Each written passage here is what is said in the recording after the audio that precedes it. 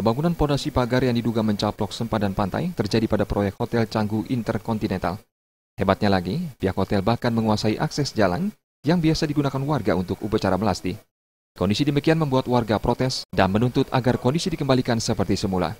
Tokoh masyarakat Kuta Utara yang juga anggota Komisi 4 DPRD Bali, Bagus Witrawirawan menyatakan protes keras terhadap hal tersebut.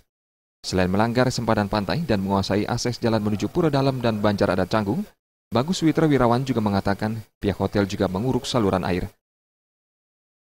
Di sana, kawasan di sana yang di baratnya ada Pura Batu Mejan, di timurnya ada Dalam, ada Pura Dalam dan Setro Adat Canggu itu, ini kan bangunan hotel ini diapit oleh kawasan suci gitu loh.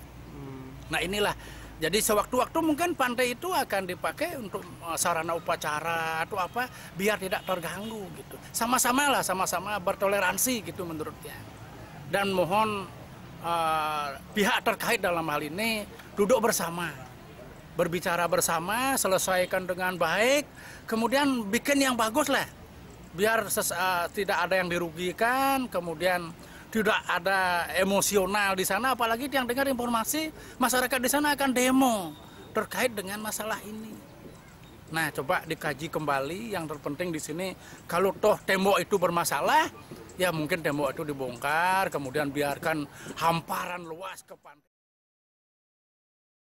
Terkait saluran air yang ditutup, pihak pelaksana proyek hotel, Witrawirawan khawatir bila saluran air di wilayah tersebut ditutup, dikhawatirkan pada saat hujan, saluran air meluber kemana-mana dan tidak bisa langsung mengalir ke laut.